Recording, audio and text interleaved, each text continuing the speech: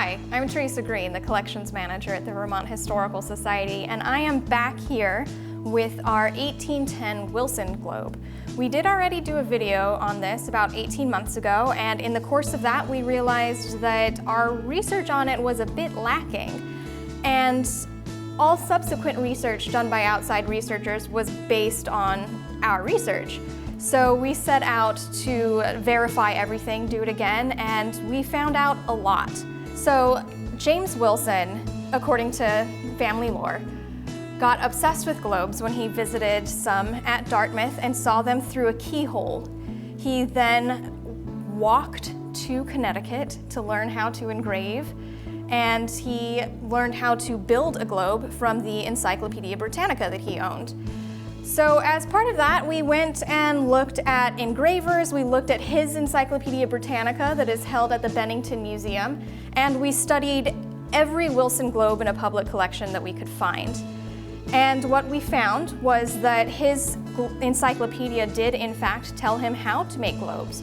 However, the maps contained within are very different from the maps that he used. So it wasn't the only source that he used to learn how to make these globes. And by comparing the astrological symbols on the outside ring, we were able to find a lot of similarities with some Vermont engravers that are more likely candidate for help than somebody in Connecticut.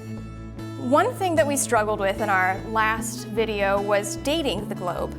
Our globe has no date on it, but most of the other globes that Wilson made and Wilson's son subsequently made are dated.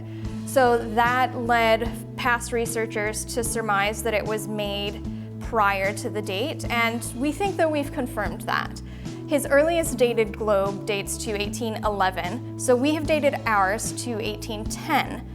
As part of our research, we took this globe and several other Vermont globes to the Central Vermont Medical Center to be x-rayed to confirm our theory that he did use the instructions printed in the Encyclopedia Britannica.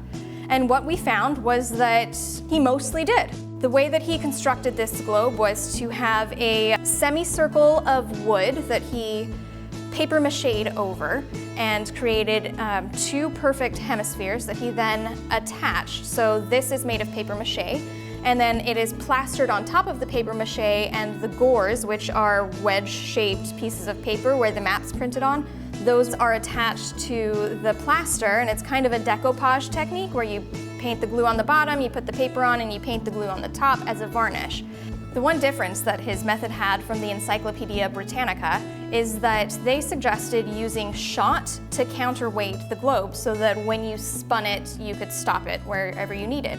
And Wilson used a large spike that he put through the papier-mâché, and that's our major discovery that we found when we x-rayed it. Part of the Wilson lore is that he taught himself every step of the entire process and made the entire globe by himself. However, we don't think that that's quite the case. We do think that he made the globe, and based on some of his other engravings, we do think that he did the engraving for the globe.